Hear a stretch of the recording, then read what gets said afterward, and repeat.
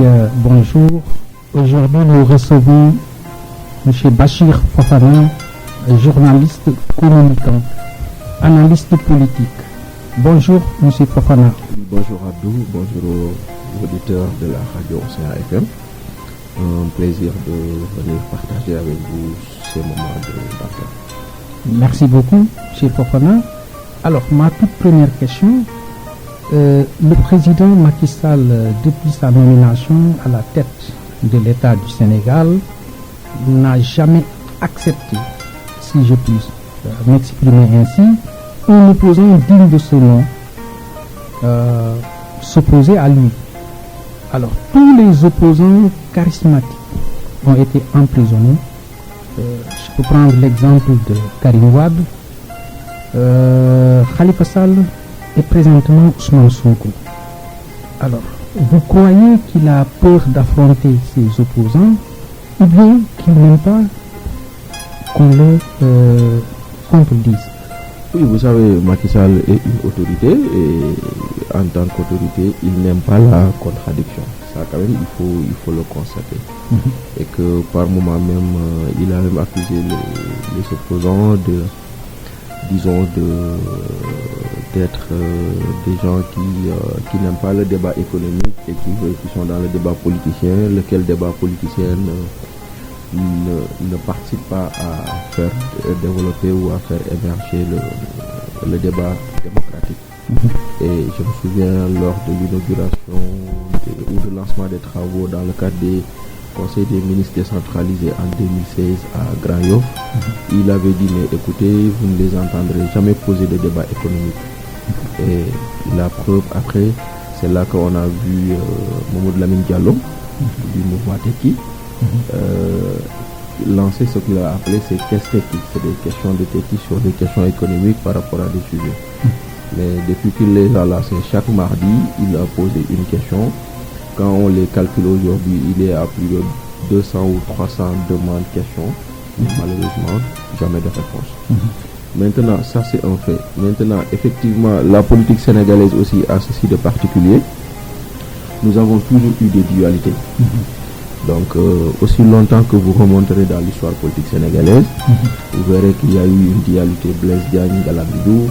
Tout à fait. Voilà, il y a eu une dualité Senghor Lamine Gueye, ensuite Senghor Mamadou Dia. Après Senghor Mamadou Dia, il y a eu Senghor Cheikh Anta Diop. Après Senghor Cheikh Anta Diop, il y a eu Senghor Abdoulaye Wade. Après Abdoulaye Wade, il y a eu Abdou Diouf Abdoulaye Wade.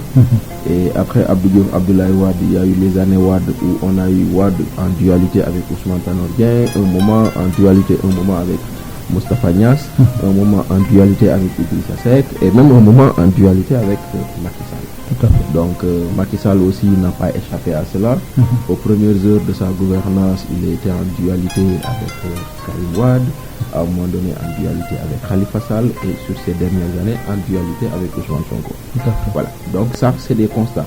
Mais on a également vu que effectivement, nous avons constaté quelque chose que moi que je constate dans le phénomène politique au Sénégal, c'est deux choses.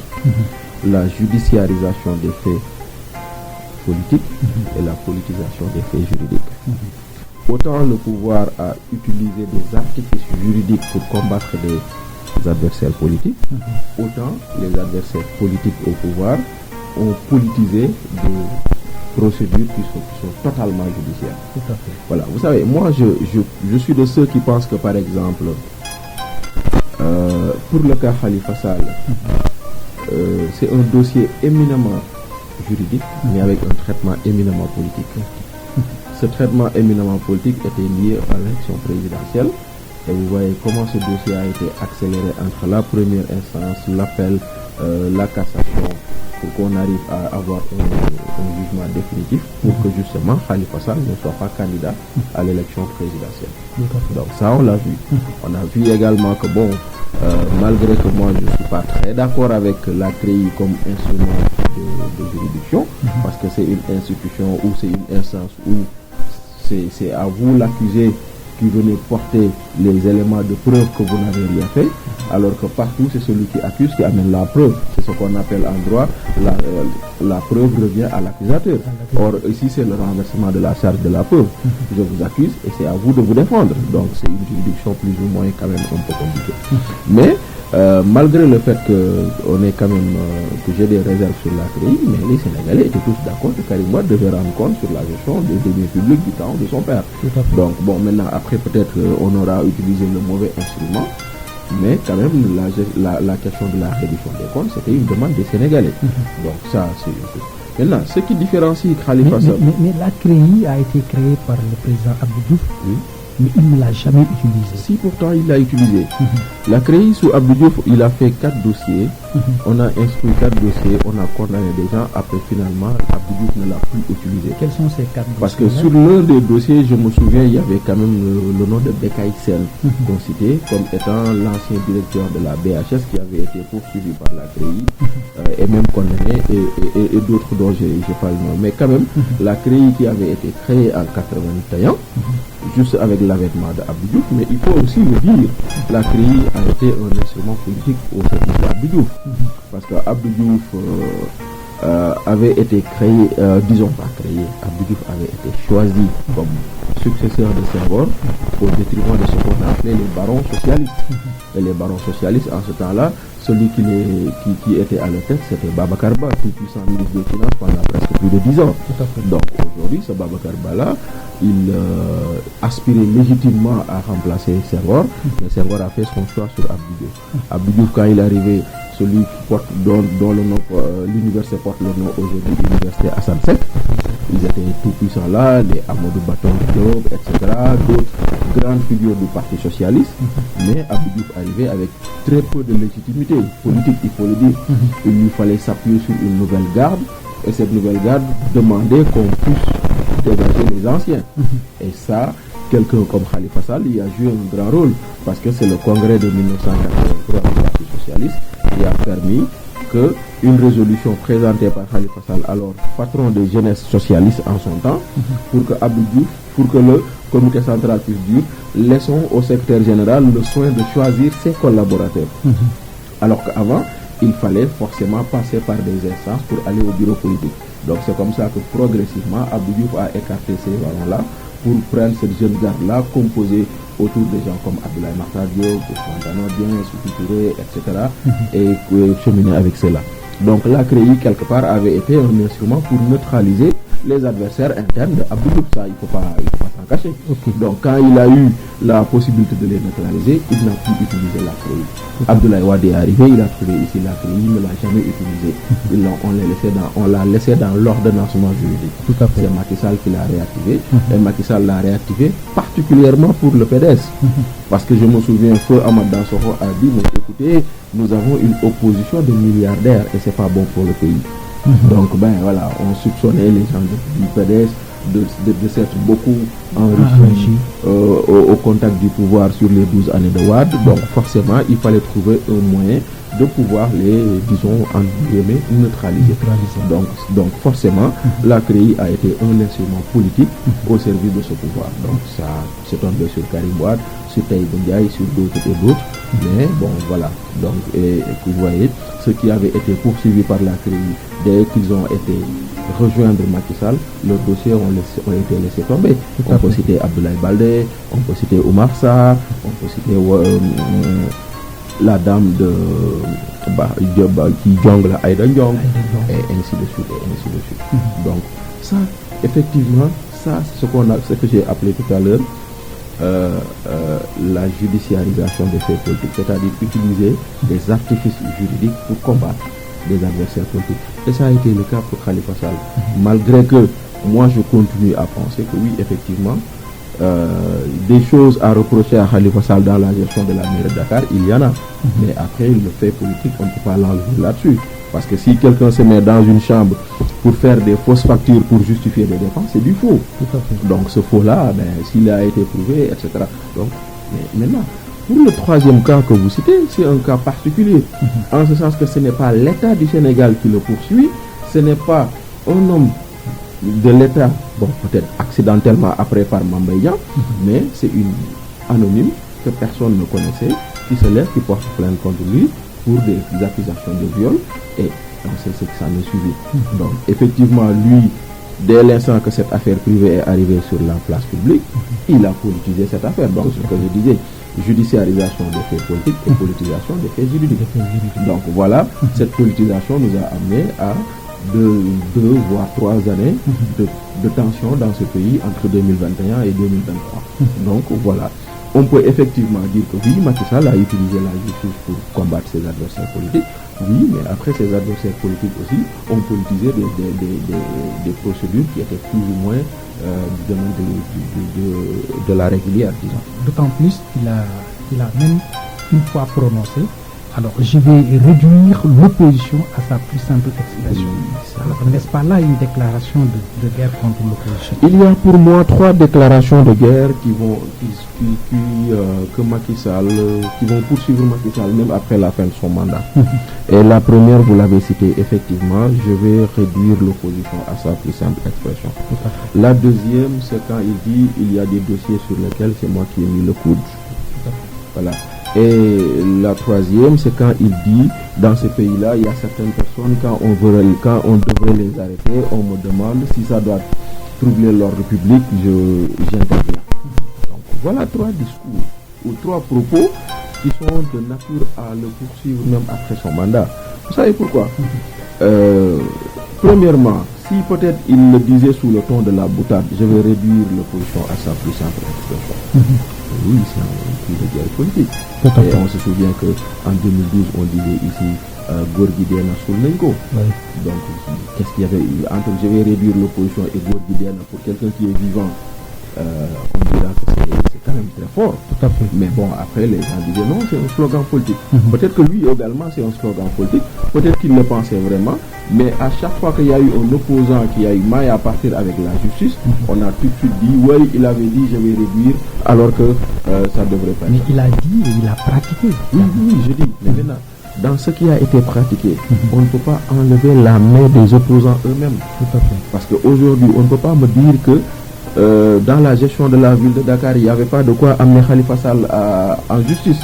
Voilà, donc c'est pourquoi maintenant, dans ce dossier qui a poursuivi Ousmane Sonko depuis mars 2021, on ne doit pas me dire, moi, que c'est l'État qui a dit à la fille va porter plainte. Donc il y a des faits réels. Oui, exactement. Il y a des faits réels. Il y a des faits à partir desquels ces opposants ont pu être poursuivis. Mais maintenant, après ce fait, il y a une politisation, il faut l'admettre. Tout à fait. Maintenant, ou bien également, cette politisation, c'est des deux sens, parce que dans le dossier Khalifa Sall, tout le monde s'interroge pourquoi seulement Khalifa Sall, pourquoi pas d'autres maires. Donc, et vous voyez l'aspect politisation dedans. Tout à fait. Voilà, donc aujourd'hui, comment se fait-il qu'on nous dise que dans l'affaire Adji Sarr, c'est un dossier privé, mais le combat contre Ousmane Sonko dans cette affaire Adji Sarr a été particulièrement porté par les affairistes. Donc, vous voyez, donc ça veut dire qu'après la politique vient, mais le fait il existe. Donc Macky Sall a eu effectivement à dire ce propos, comme à dire les 2 autres propos, parce que quand il dit il y a des dossiers sur lesquels j'ai mis le coude, chaque fois que quelqu'un qui est concerné par son clan et que pour qui la clameur demanderait des poursuites, on dit non, il ne se passera rien parce que Macky a mis le coude sur le dossier. Tout à fait. Donc, vous voyez, donc après, comme on dit, il y a des gens que tu vas arrêter. Oui, il le disait dans un contexte particulier. Ça concernait Serigne Modou Kara Mbacké par rapport aux événements qui s'étaient passés dans un de ces centres de redressement. Tout à fait. Et mais aujourd'hui, on sort du contexte dans lequel il le disait pour l'amener dans un autre contexte. Tout à fait. Et même le dossier sur le coude également, lui-même il s'en est expliqué une fois, parce que je me souviens en 2015, il était en conseil des ministres à Kaffrine, et il dit ce jour-là que bon oui, le dossier dont il parlait, c'était le dossier Sindiély Wade, parce qu'il dit que il l'a textuellement dit en wolof, sama xol may ba ma jàpp ñaari doomu Ablaye Wade tëj ko. Donc il voyait mal devoir mettre en prison les 2 enfants de Wade. Donc il a préféré ne pas transmettre le dossier de Sindiély Wade sur la gestion du FESMAN à la justice. Tout à fait. Donc, mais maintenant, si c'est seulement de ce dossier ou d'autres, on ne sait pas, mais lui c'est ce qu'il a donné. Et donnons-lui la présomption de bonne foi dans ce qu'il dit. Mais on constatera qu'il y a eu des cas de personnes dans le pouvoir qui auraient mérité une transmission à la justice et qui n'a pas été fait. Et au même moment, on constatera que des dossiers concernant des opposants ont été particulièrement accélérés dans la procédure. Regardez, aujourd'hui, on nous a dit le rapport de la Cour des comptes sur le fonds Force Covid. Notre rapport est transmis à la justice depuis 1 an, mais depuis 1 an, on n'entend rien. On n'entend rien. L'affaire Prodac qui aurait pu, etc. Et donc les rapports de l'OFNAC et autres. Donc voilà des choses qui font que effectivement on a cette impression que oui, Macky Sall, la gouvernance de Macky Sall, notamment dans les questions de transparence, de réduction des comptes et tout, c'est une gouvernance sombre. C'est une gouvernance sombre parce que dès l'instant que lui, Macky Sall, n'est pas, disons, on n'a vu personne. Parce que tout ce qu'on peut reprocher à Wade, on a vu des gens de Wade qui ont fait la prison. Tout à fait. On peut vous citer Modibo Diop, on peut vous citer Baylawan, on peut vous citer Daniel Koumalosek. C'était des gestionnaires, des directeurs généraux d'entreprises ou de sociétés publiques. Mais qui, quand ils ont été épinglés dans la justice a fait son travail. Mais quel est le chef de bureau, je dirais, dans la gouvernance de Macky que tu vois en prison? Vous n'en verrez pas. Tout à fait. Donc finalement, c'est pourquoi quand les gens évaluent les 12 ans de Macky Sall, on vous dit bilan matériel et bilan immatériel. Alors, d'ailleurs, c'est ça qui me pousse à poser cette question. Durant ces 2 mandats à la tête de l'État et du Sénégal, alors est-ce qu'il ne s'est pas trop appesanti sur la mutilation de l'opposition jusqu'à complètement noyer ses réalisations? Oui, on pourrait le dire effectivement, parce que vous savez, Macky Sall a eu un gros problème durant toute sa gouvernance. Et ce qui vous le montre, c'est 2 postes. Le poste de directeur de cabinet et le poste de chargé de la communication ou ministre chargé de la communication. Il a autant changé de directeur de cabinet qu'il a changé de ministre chargé de la communication. Actuellement, l'occupant s'appelle Yoro Dia. Et avant Yoro Dia, c'était Seydou Gueye. Avant Seydou Gueye, c'était El Hadj Kassé. Yoro, c'est notre confrère. Oui, notre confrère. C'est El Hadj Kassé aussi notre confrère, même si c'est des doyens à nous. Donc, Yoro Dia, Seydou Gueye, Mamadou Thiam, Souleymane Jules Diop. Vous voyez. Donc, cette instabilité autour de cette fonction de chargé de la communication, ça traduit le réel problème de Macky Sall à ce niveau. À même moment également, regardez le nombre de directeurs de cabinet qu'il a eu depuis qu'il est président de la République, c'est énorme. Entre, disons, Abdou Aziz Mbaye, Mor Ngom, Abdou Aziz, l'ancien DG de la LONASE, Abdou Aziz Tal, waaw, Oumar Youm, Ablaye Daouda Diallo, Mamadou Makhtar Cissé 2 fois. Donc vous voyez. Donc voilà, maintenant du point de vue de la communication, Seydou Gueye, voilà. Du point de vue de la communication, Macky Sall a eu vraiment une difficulté. Et j'ai souvent dit, Macky Sall a plus un problème, n'a pas un problème de bilan, mais a toujours eu un problème de défenseur de son bilan. Parce que malheureusement, le fait que justement ce qu'il a fait, il n'a pas su le dire comme il se devait aux populations.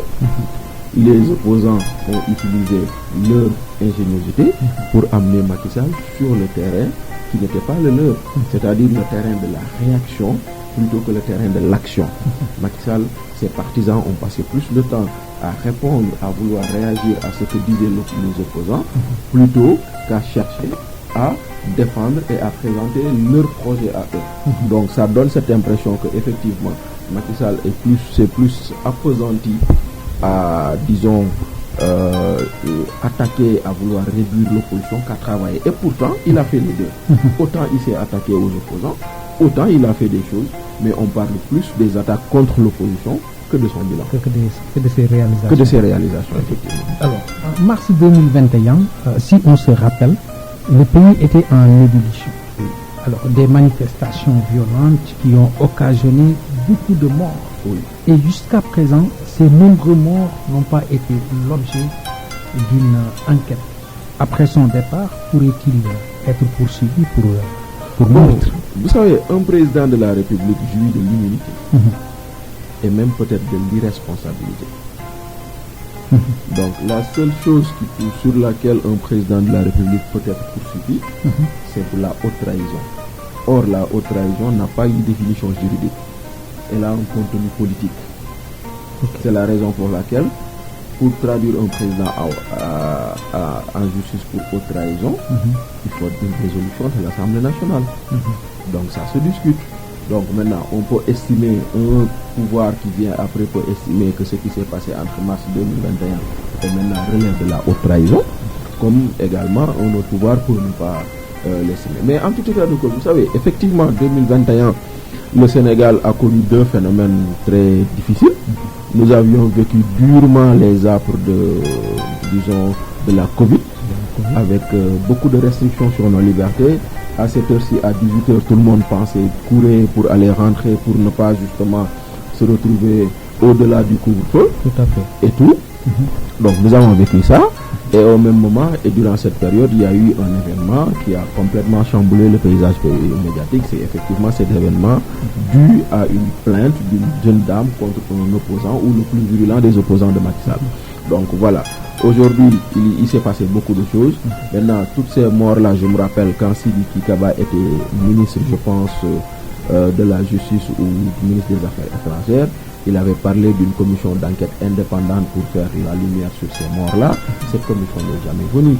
Donc aujourd'hui, on a enterré des morts entre les événements de mars 2021 et de juin 2023,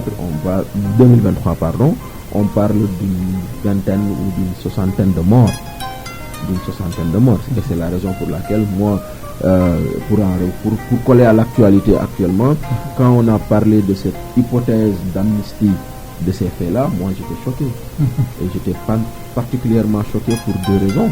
Parce que on voudrait me dire que nous on n'a rien vécu, des gens ne sont pas morts, des biens ne sont pas saccagés, des personnes ne sont pas mutilées, et qu'il faut tout faire passer pour perte de profit. Ça c'est la première chose qui m'a choqué. Et la deuxième, c'est de dire, mais bon, écoutez, moi, Bachir Fofana, j'ai envie d'avoir la vérité avant la réconciliation. Je veux savoir qui a fait quoi. Des gens sont en prison depuis cette période-là. On parlait de prisonniers politiques, même si je ne crois pas à la notion de prisonniers politiques, moi. Donc, des gens sont en prison, on les a mis là-bas, on les a accusés de choses très graves. Et voilà qu'on veut nous dire que, bon, et voilà, donc aujourd'hui, c'est effectivement, nous avons besoin de savoir qu'est-ce qui s'est passé, par comment c'est arrivé, qui est responsable de quoi. Donc, que ce soit ce pouvoir ou non, on espère un jour que cette histoire-là, cette parenthèse 2021-2023, tout ce qui a été fait nous sera retracé fidèlement et que chacun saura ce qu'il en est. Tout à fait. Mais M. Fofana, un dossier judiciaire a été déposé au niveau de la Cour arbitrale internationale CPI. Mais oui, vous savez, ce dossier judiciaire-là, c'est un dossier qui ne peut pas prospérer. Pourquoi? Il ne peut pas prospérer pour trois raisons. D'abord, il faut savoir comment fonctionne la CPI. La CPI est née de ce qu'on appelle le statut de Rome. Il y a des pays qui l'ont ratifié, des pays qui ne l'ont pas ratifié. Par exemple, les États-Unis n'ont pas ratifié le statut de Rome. Le Sénégal a ratifié. Le Sénégal fait partie des premiers pays à l'avoir ratifié au monde. Okay. Ça, il faut le dire. Maintenant, la CPI, pour traduire quelqu'un à la CPI, c'est la CPI voulant dire Cour pénale internationale. Tout à fait. Pour traduire quelqu'un à la CPI, il faut trois modes. Le premier mode de traduction de quelqu'un, c'est ce qu'on appelle le principe de la subsidiarité. C'est quand un État décide volontairement de traduire son compatriote à la CPI parce qu'il n'a pas les moyens de le juger. Donc c'est ce qui s'était passé avec la Côte d'Ivoire qui avait livré Laurent Gbagbo à la CPI. Donc ça, c'est le premier mode. Mais le deuxième, c'est une résolution des Nations Unies. Et pour ça, c'est le Conseil de sécurité des Nations Unies qui décide que Bachir Fofana doit être traduit à la Cour pénale internationale sur la base d'exactions. C'est ce qui s'était passé avec Omar El-Bashir au Soudan. Mais le troisième mode, c'est l'autosaisine du procureur de la CPI. Le procureur peut estimer qu'il y a des faits extrêmement graves pour lesquels ça mériterait l'ouverture d'une enquête. Mais on n'a pas vu ces trois-là. On n'a rien vu d'autre qu'un avocat activiste qui se lève, qui concocte un dossier et dans lequel on va même jusqu'à citer Mbaye Pekh, on va même jusqu'à citer Khadim Samb comme devant être traduit à la CPI. Et vous voyez pour moi la légèreté de cette affaire. Est-ce qu'ils n'ont pas été cités parce qu'ils ont prononcé des mots quel est le mot très durs? Mais oui, quel est le mot que Mbaye Pekh dit? Bon, quand Khadim Samb se met devant le président de la République pour lui dire président yow do dem d'ampoule. Mais en quoi est-ce que c'est un mot qui mériterait qu'on l'accuse de crime contre l'humanité? Parce que traduire quelqu'un à la CPI... Non, mais c'est une incitation. C'est une incitation. Bon, vous pouvez le dire, mais moi, Est-ce que c'est pas une incitation? Non, moi, je ne le prends pas comme une incitation. Je prends ça comme des propos d'un politique, parce qu'il ne faut pas oublier que Khadim Samb, communicateur traditionnel qu'il soit, homme de médias qu'il soit, il n'en reste pas moins que c'est un politique. Il est même maire dans la localité où il est originaire. Il appartient à l'APR, donc c'est quelqu'un qui parlait à son leader de parti. Donc, voilà, et d'autres.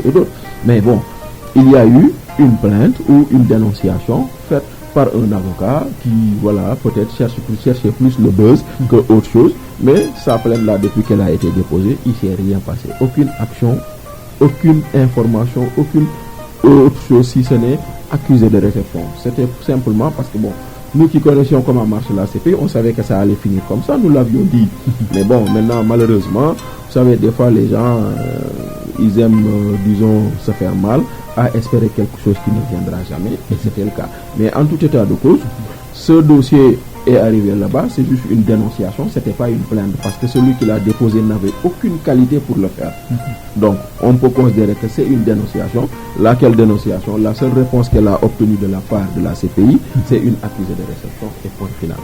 Maintenant, demain, après-demain, peut-être, un État voudra dire que ça, c'est des faits qui méritent qu'on traduise les intéressés au niveau de la CPI, et dans ce cas, c'est l'État du Sénégal qui concocte un dossier, qui transmet à la CPI pour lui donner compétence et pouvoir à agir. Mais si on n'a pas ça, il ne se passera rien. Ok. Alors, j'avais même prononcé, le chef de l'État, Macky Sall, avait annoncé le report de la présidentielle qui devait, qui devait avoir lieu le 25 février prochain, plongeant ainsi le pays dans une crise démocratique et politique.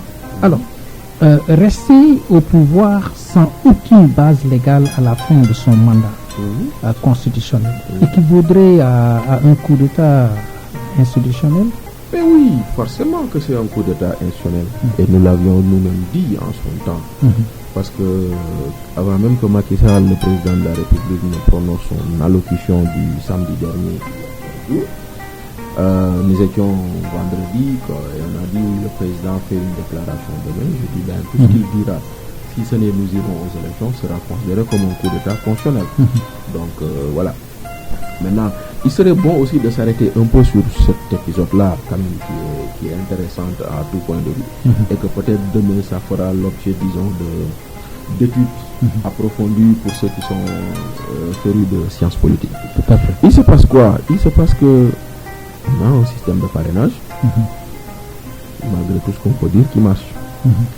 On a des gens qui ont déposé leur dossier, ça va au Conseil constitutionnel. Le Conseil constitutionnel valide une liste de 21 candidats. Pré-liste de 21 candidats.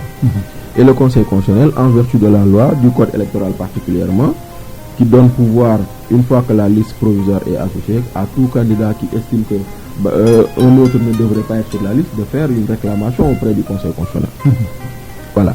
Cette réclamation est arrivée, et de 21, la liste est passée à 20, quelqu'un étant éliminé, en l'occurrence Karim Wade plus particulièrement.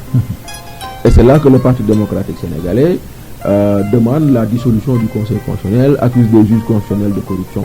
Bon, pour moi, jusque-là, c'est pas grave. C'est des propos politiques, comme on en a entendu d'autres et d'autres. Donc, jusque-là, c'est pas grave. Mais, quand le même Parti démocratique sénégalais, à travers ses députés à l'Assemblée nationale, dépose une demande de résolution pour la mise en place d'une commission d'enquête, jusque-là, c'est pas grave. Mais quand c'est l'APR qui endosse, disons, cette demande de commission d'enquête pour la porter, pour l'amener au bureau de l'Assemblée, pour la valider, pour l'amener à la conférence des présidents, la valider, l'amener en plénière, etc. Donc, en ce moment, moi, j'avais dit que ce qui se passe à l'Assemblée nationale, c'est du banditisme parlementaire.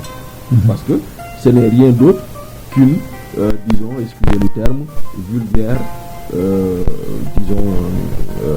remise en cause du principe de la séparation des pouvoirs. Parce que le Conseil constitutionnel, une fois qu'il décide, c'est autorité de la chose jugée. C'est le seul organe qui, quand il décide, personne ne peut décider au-dessus de lui. Donc, quand le Conseil constitutionnel valide sa liste, qu'il se soit trompé ou non, c'est passé. Qu'il ait fait juste ou non, c'est passé. Mais maintenant, vouloir amener les choses à l'Assemblée nationale, c'était du banditisme parlementaire. Et maintenant, Macky Sall s'est appuyé sur ce banditisme parlementaire pour dire que lui, il rapporte le décret qui convoquait les électeurs au 25 février. Et bon, maintenant, il n'a pas expressément dit je reporte les élections, mais tout le monde a compris que si le décret est rapporté, il n'y a pas d'élection, donc c'est reporté. Tout à fait. Après, la résolution est passée, le PDS est passé à la vitesse supérieure pour demander cette fois-ci une proposition de report de la présidentielle de 6 mois. On voulait nous amener en décembre, au 15 décembre. Tout à fait. Donc, voilà ce qui s'est passé. Et donc, chaque jour de plus après le mandat de Macky Sall, c'était un jour illégal, c'était un coup d'état constitutionnel. Maintenant, heureusement que les mécanismes juridiques ont fonctionné. Heureusement que chacun a joué son rôle. Et moi, dans cette parenthèse-là, comme je dis, si je devais en tirer des leçons, je vais dire qu'il y a une première chose qu'il faut constater. Le Sénégal n'était pas en crise, parce que c'était une crise artificielle. C'était une crise créée de toutes pièces pour vouloir justifier des problèmes internes à un parti ou à des partis politiques. Tout à fait. Donc, voilà la première chose qu'il faut dire. Donc, maintenant, après, dans cette crise, toutes les institutions ont fait ce qu'ils pensaient devoir faire. Le président de la République pensant devoir reporter son décret, il l'a fait. L'Assemblée nationale pensant devoir reporter les élections, elle a fait son travail. Maintenant, les citoyens qui avaient intérêt à agir, qu'ils soient des candidats à l'élection présidentielle ou qu'ils soient des députés, ont aussi fait ce que la loi leur donne de faire. Et c'est arrivé au Conseil constitutionnel. Et voilà que le Conseil constitutionnel tape sur le président de la République et tape sur l'Assemblée nationale. Et donc, résultat du course, le décret est annulé. La proposition de loi qui repousse les élections, elle est également contraire à la Constitution. Parce que simplement, le Conseil, dans sa décision, il a dit au président de la République, vous n'aviez pas la possibilité de réduire votre mandat, vous ne pouvez pas avoir la possibilité d'augmenter ne serait-ce qu'un jour ce mandat-ci. Donc voilà, aujourd'hui, le Conseil constitutionnel nous a enfermés dans un carcan bien déterminé, dans un délai bien connu. Au plus tard, le 2 avril, les élections doivent avoir lieu et on saura qui est notre président. Donc aujourd'hui, cette situation, quand même, nous montre que, bon, voilà, même si après, on peut dire que c'est un jugement à la Salomon, parce que le Conseil a coupé la poire en deux, autant il a annulé la date d'élection, autant il n'a pas fixé une nouvelle date d'élection, autant le Conseil constitutionnel également a donné satisfaction à l'opposition, mais autant aussi Macky Sall a obtenu ce qu'il voulait, parce qu'il voulait le report des élections. Même si c'est de 1 jour, de 2 jours, de 3 jours, il y a quand même eu report. Donc forcément, tout le monde s'en sort à bon compte et bon, la démocratie est sauve. Alors, le report est acté donc. Oui. Alors, donc, dans un pays où il y a la paix, les institutions fonctionnent, ainsi qu'il n'y a aucune menace extérieure sur notre territoire, ou une menace intérieure, alors le calendrier électoral ne devrait-il pas être respecté? Non, nous sommes tout à fait d'accord. C'est pourquoi je parlais tantôt de coup d'État institutionnel. Donc nous sommes le seul pays où nous étions un des pays où quand même nous votions. Le Sénégal, il faut le rappeler, vote bien avant l'indépendance. Est-ce qu'on a jamais, est-ce qu'on a au moins une fois reporté une élection dans une élection, bon, une élection locale, on a eu à reporter. Les élections législatives, on a eu à décaler, c'est sûr. Mais c'était la première fois que nous arrivions à une telle situation, même si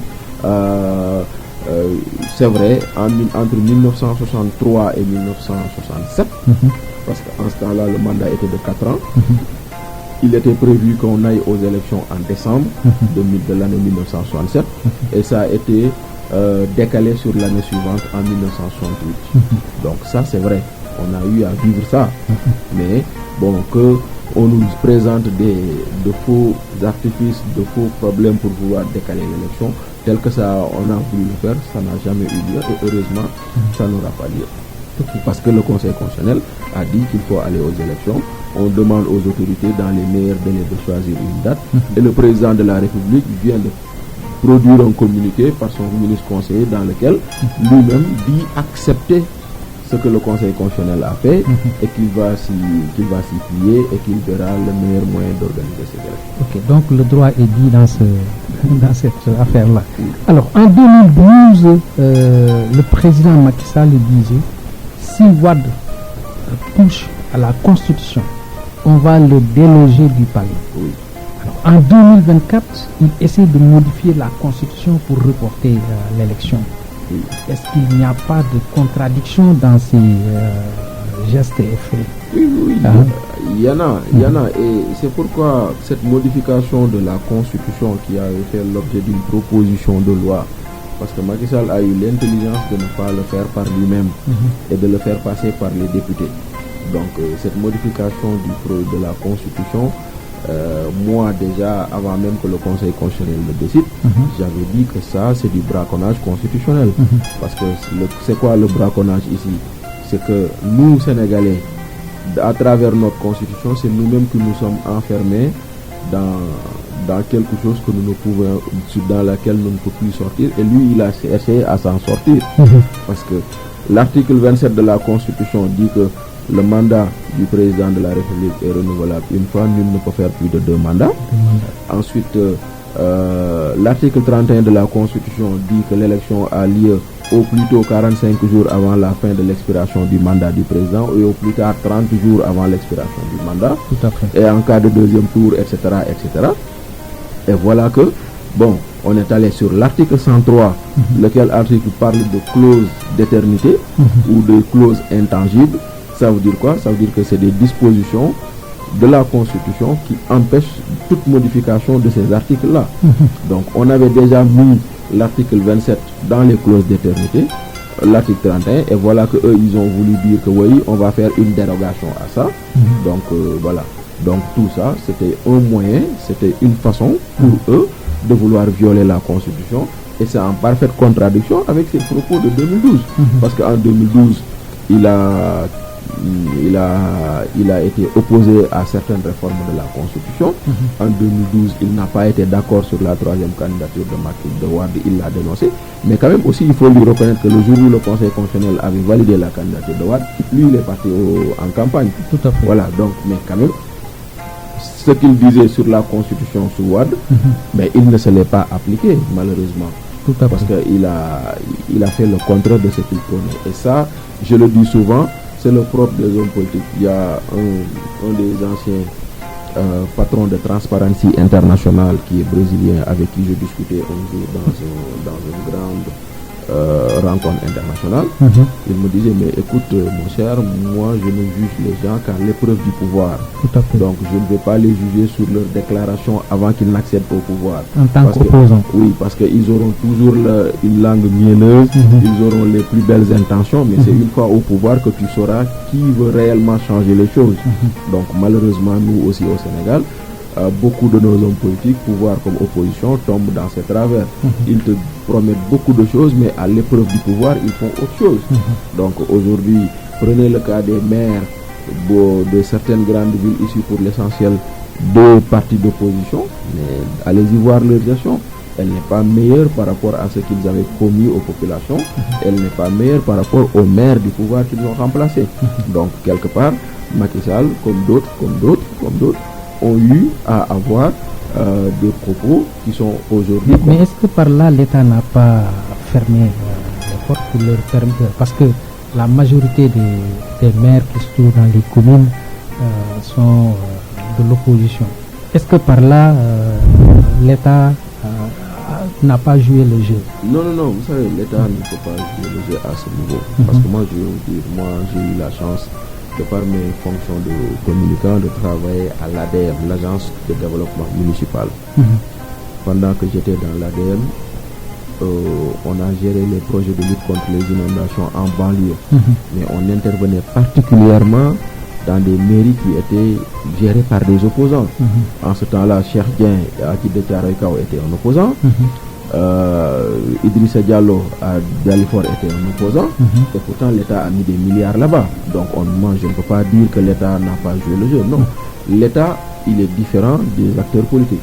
Maintenant, l'État à travers des structures qu'il a mis en place, c'est des structures qui ont travaillé avec toutes les mairies. Aujourd'hui vous entendez parler du PACASEN. Donc moi j'ai travaillé à l'élaboration du PACASEN, mais le PACASEN a travaillé avec tous les maires, pouvoir comme opposition. Il y a des maires aujourd'hui qui te disent que si on a un bilan, c'est parce que le PACASEN est là. Parce que c'est des investissements, c'est un investissement de la Banque mondiale, de l'Agence française de développement et je pense même de la BID, de la Banque islamique de développement. Et cet investissement, c'est pour développer les communes et c'est géré, c'est donné. Maintenant, il y a des critères pour accéder au financement. Si tu remplis les critères, tu as le financement. Si tu respectes les engagements, le financement continue parce que c'est un financement sur 5 ans. Okay. Donc, bon, maintenant, peut-être que aussi il y a d'autres faits à partir desquels cette réflexion, elle arrive, ça peut exister. Mais moi, de ce que j'ai vu, de ce que j'ai pratiqué sur un programme de l'État que je connais, l'État ne fait pas de distinction entre le maire de la PR et le maire de l'opposition. Ok.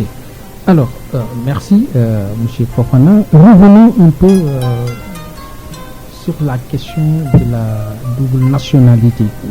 Alors, la question de la double nationalité était prévisible depuis très longtemps, n'est-ce pas? Oui. Alors, beaucoup de candidats avaient des doubles nationalités dans le passé, Oui. alors qui sèment le doute sur le renoncement sincère de leur nationalité. On peut en citer, bon, on a cité des noms, le Premier ministre Amadou Ba, Cheikh Tidiane Dièye, Malick Gakou, Rose Wardini et les autres, même Anta Babacar Ngom. Alors jusqu'ici, aucun de ces candidats n'a renoncé à sa nationalité. Alors ma question, est-ce que la question de la double nationalité ne pouvait être réglée dès la déclaration de candidature avant même le retrait des fiches de parrainage? Oui, bon, vous savez, d'abord, il y a un historique à faire sur ce qu'on appelait la double nationalité. Vous savez, le Sénégal est à sa 3e constitution. Donc, si nous étions, par exemple, en France, nous sommes sur la 3e République. Parce qu'en France, aujourd'hui, ils sont à la 5e République. La première constitution, c'est la constitution de 1958-59, avec laquelle Senghor et Mamadou Dia ont été jusqu'en 1962. Et après, on a changé de constitution. Parce que dans la première constitution, le pouvoir réel appartenait au président du Conseil des ministres, c'était Mamadou Dia, qui avait l'équivalent d'être le Premier ministre. Tout à fait. Voilà, donc il définissait la politique de la nation, machin, etc. Mais à partir de 1963, on a changé de constitution et on est rentré dans la 2e République. Donc cette 2e République fait une concentration des pouvoirs sur le président de la République. Certainement, on parlait de présidentialisme tellement le pouvoir était exorbitant et fort autour du chef de l'État. Tout à fait. Et voilà, ça nous a amené ce que ça nous a amené. Abdoulaye Wade a créé son parti de contribution qui est devenu parti d'opposition. On est allé vers des élections en 1983, en 1988, avec les émeutes qui s'en ont suivi, le couvre-feu, etc. Le dialogue qui s'en est suivi pour l'amnistie en 1991. Et à partir de ça, il avait été dit qu'il faut édicter de nouvelles règles du jeu électoral. C'est comme ça qu'on a parlé du code consensuel de Kéba Mbaye. Ce code a été élaboré en 1992 et Kéba Mbaye était le président, mais le rapporteur c'est professeur Abdelkader Boy qui est devenu par la suite recteur de l'université de Dakar. Tout à fait. Voilà, et d'autres professeurs. Donc dans ce code électoral, il avait été dit pour être président de la République, il faut être exclusivement de nationalité sénégalaise. Or, la constitution de 1963 qui était en vigueur en 1992, il disait pour être président de la République, il faut être de nationalité sénégalaise. Tout à fait. Donc il y avait un différent ou un hiatus entre ce que dit la constitution et ce qui existe dans le code électoral. Tout à fait.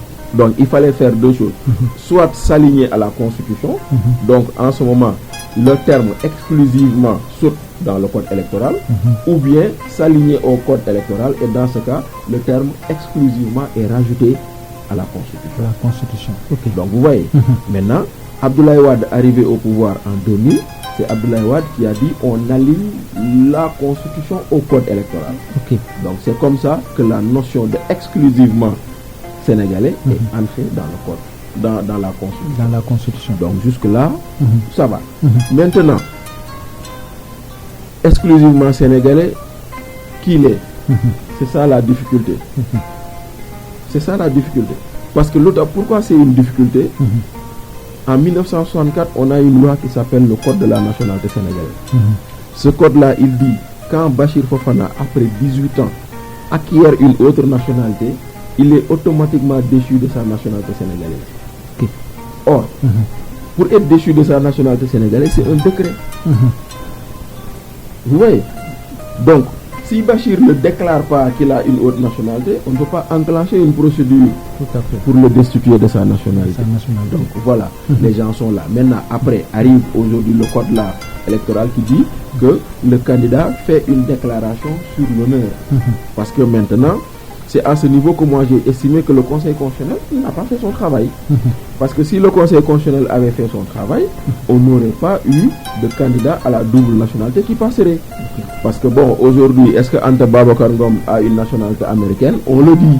Mais est-ce que on l'a prouvé? J'ai pas vu.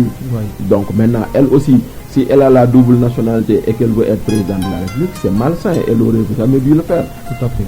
Parce qu'aujourd'hui, Rose Wardini, ça quand même c'est une chose connue. Parce que vous savez, tous les Libanais, Libano-Syriens qui sont au Sénégal, au moment des accords d'indépendance, ils avaient demandé à garder leur nationalité française. Tout à fait. Donc, ils sont autant français que sénégalais. Maintenant, dès le moment que vous voulez être président de la République, il vous faut renoncer à votre nationalité française. Moi, j'ai pas de problème avec des gens qui ont la double nationalité. Mais, quand même, le poste de président de la République, c'est un poste important. Très important. Aux États-Unis, celui qui est naturalisé ne peut pas être président. Par exemple, vous, si vous arrivez aux États-Unis, vous avez vécu 10 ans, on vous offre la nationalité américaine, vous pouvez prétendre à tous les postes électifs sauf être président de la République. Parce qu'un naturalisé ne peut pas être président aux États-Unis. C'est important. Vous êtes américain, né américain, mais affecté au Sénégal avec votre épouse, votre enfant est né au Sénégal, cet enfant ne peut pas être président de la République, même s'il est américain.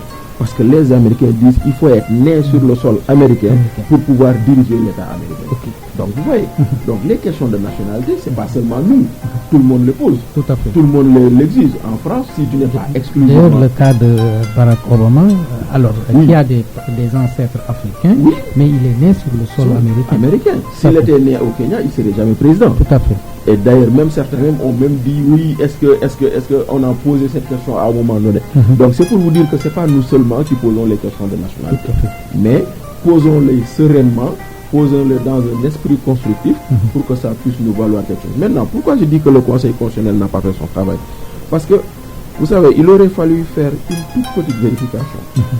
Parce que c'est une vérification prévu par l'article L125 du Code électoral qui dit que pour s'assurer de la validité d'une candidature, le Conseil constitutionnel peut faire toute vérification qu'il juge utile. Donc il aurait fallu simplement écrire à la DIC, la division des investigations criminelles, qui gère le fichier Interpol au Sénégal, pour demander est-ce que Bachir Fofana a une seule nationalité. On interroge la base de Interpol, on connaît toutes les nationalités que Bachir a. Tout à fait. Donc également, on aurait pu utiliser l'aéroport de Dakar parce que celui qui sort de l'aéroport, il sort avec un passeport. Qui a voyagé avec un autre passeport que le passeport sénégalais. Ça nous aurait permis de savoir qui est sénégalais et qui ne l'est pas.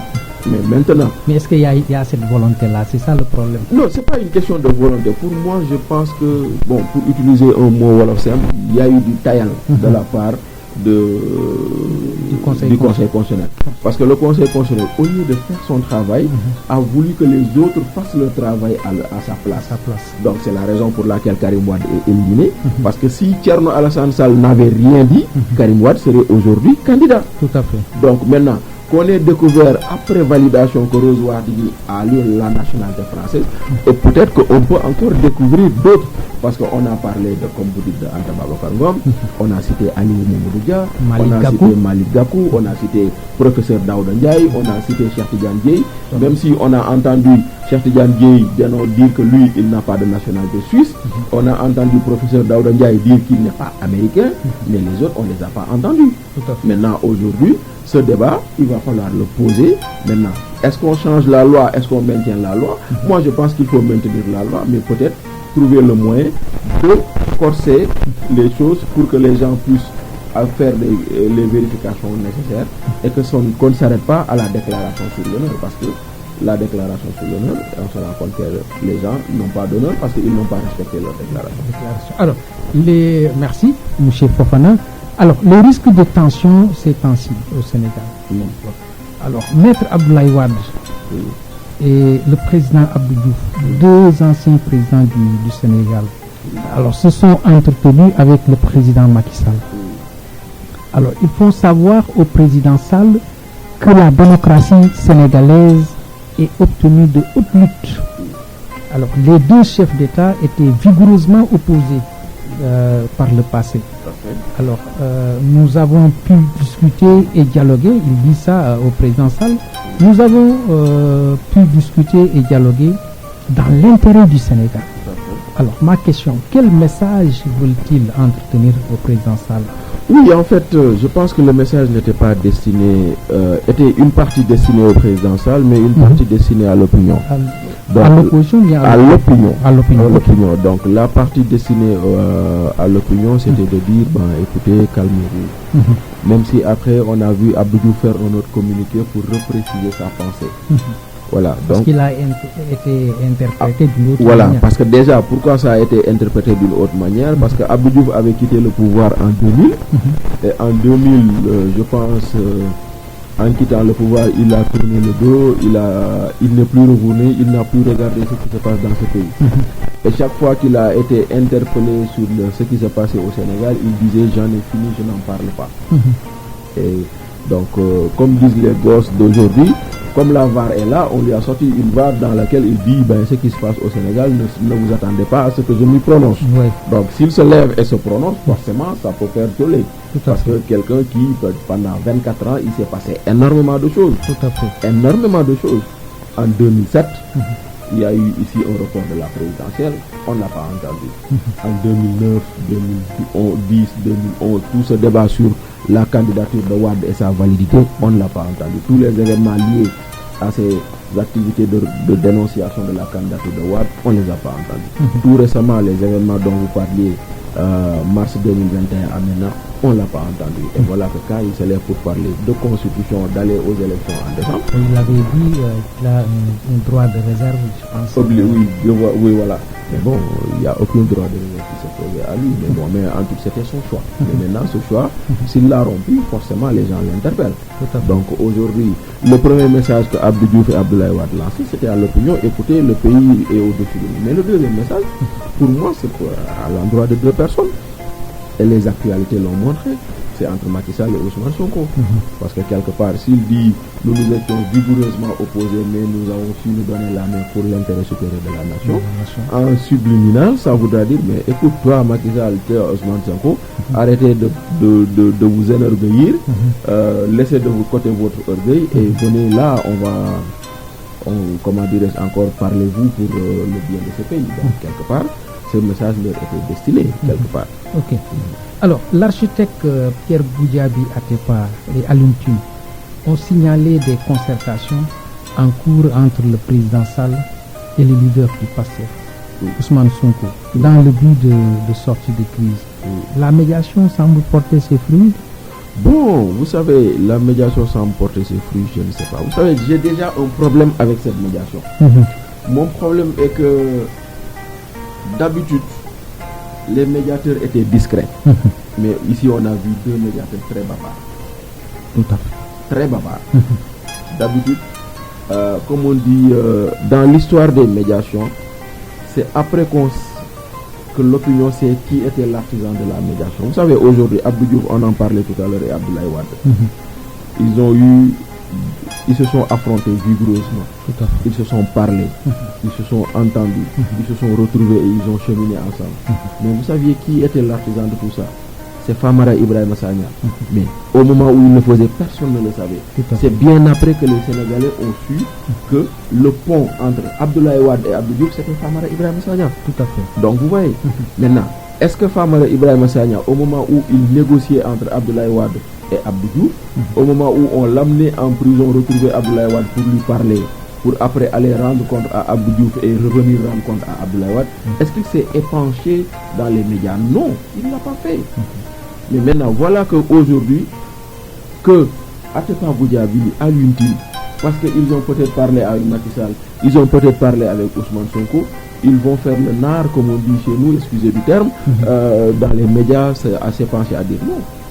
Donc, est-ce que les négociations ont porté ses fruits? Je ne le pense pas. Mais c'est plutôt que ça porte ses fruits et que ça aurait été plus discret de leur part d'attendre que les résultats parlent par eux-mêmes. Parce que moi, j'aime souvent évoquer cette citation de Maître Jacques Diop, que Dieu ait pitié de son âme. Il aimait dire politique du ëmb day xëy wasin. Donc il aimait dire que la politique, voilà, c'est les résultats que tu vois finalement, mais toutes les parties tractations et tout, tu ne le vois pas. Donc ici, nous sommes dans les tractations, et c'est normal, parce que moi j'ai toujours dit, Ousmane Sonko, son dossier est politique, le règlement de son dossier sera forcément politique. Mais pour qu'il soit réglé de façon politique, il faut que des gens se mettent entre Sonko et Macky Sall pour parler à l'un et à l'autre, pour qu'on arrive à avoir une convergence. Mais maintenant, pour qu'on ait cette convergence, ce n'est pas quand tu commences à le dire que tu vas l'annoncer, ça risque de braquer des gens. Parce qu'aujourd'hui, ce qui avait été annoncé, ça a braqué tout le monde. Aujourd'hui, le projet de loi d'amnistie, si c'était proposé, Macky Sall a reculé. Pourquoi il a reculé? Parce qu'aujourd'hui, dans son camp, il y a des gens qui ne sont pas d'accord. Nous, on m'a même dit le nom de ministres qui disent présenter leur démission au président s'ils s'obstinent à faire cette amnistie-là. Mais pourquoi? C'est parce que simplement des gens sont mis à s'effacer sur l'espace public. Et c'est ce qui est dommage, malheureusement. Alors, si Ousmane Sonko accepte cette négociation, ne risque-t-il pas de perdre de la sympathie de la jeunesse sénégalaise qui refuse toute négociation avec Macky Sall? Bon, vous savez, dans une situation, parce que moi j'aime souvent dire, et ça je pense l'avoir personnellement échangé avec des proches de Ousmane Sonko, en lui disant, écoute, il arrive un moment où il faut savoir s'oublier et pour penser aux autres. À cause de Ousmane Sonko, on parle de milliers de jeunes personnes, de personnes qui sont dans les liens de la détention. Mais si Ousmane Sonko ne s'oublie pas, ce millier de personnes restera en prison. On commence à en sortir quelques-uns. Mais bon, ils sont toujours là-bas. Donc aujourd'hui, c'est normalement, maintenant, ça a été le cas. Il n'y aura jamais une décision qui va satisfaire tout le monde. Forcément, ça fera des heureux et des déçus. Mais maintenant, qu'est-ce qui sera le plus important, les heureux ou les déçus? On ne sait pas encore. Mais ce que l'on sait, c'est que, encore une fois, le règlement du cas Ousmane Sonko, ce n'est pas un règlement juridique, c'est un règlement politique. Et le règlement politique suppose discussion, concertation, négociation, appelez-le comme vous voulez. Dialogue. L'essentiel, c'est que c'est des gens s'asseyent, trouvent des compromis. Encore une fois, compromis. Tout à fait. À partir de ces compromis, aller de l'avant. Aujourd'hui, qu'est-ce qui se passe au Tchad? Ça donne une leçon pour le Sénégal. Tout à fait.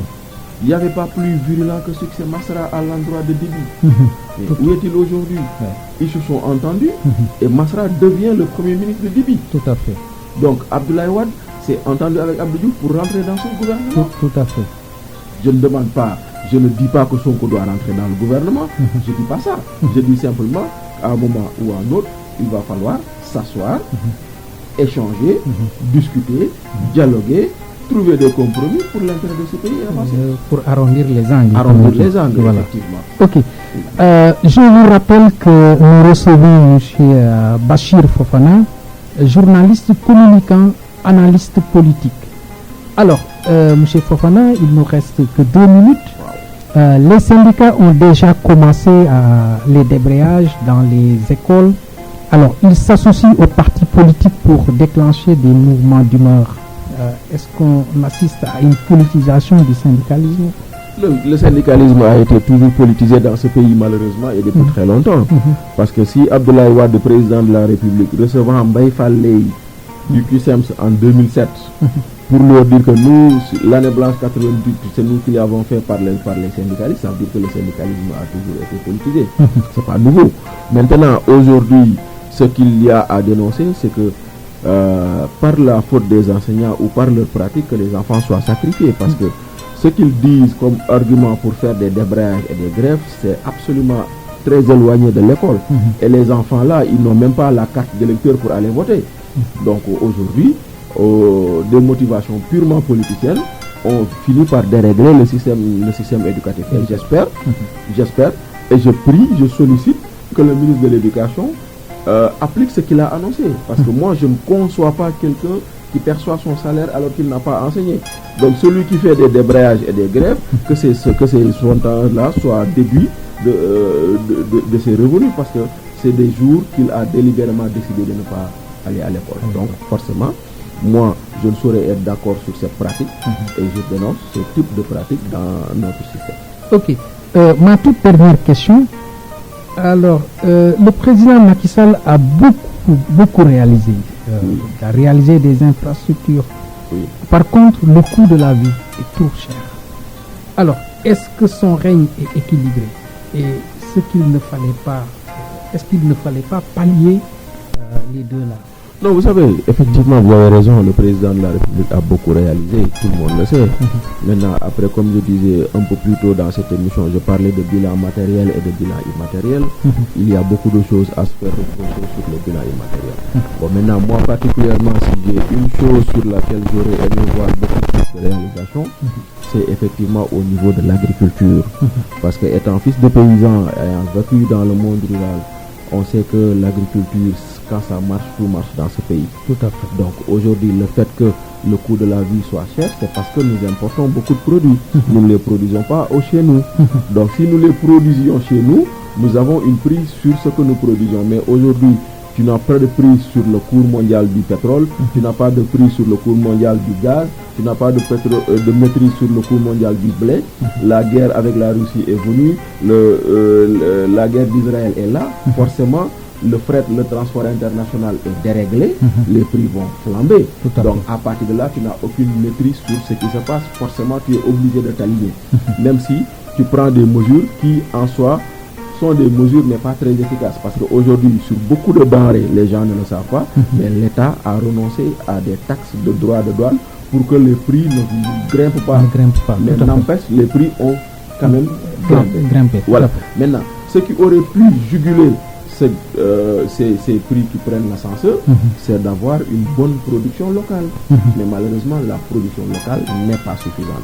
Donc aujourd'hui, Macky Sall a beaucoup fait, oui, mais je ne pense pas qu'il a beaucoup fait dans le domaine de l'agriculture. Merci M. Bachir Fofana. Votre dernier mot, notre émission tire à sa fin.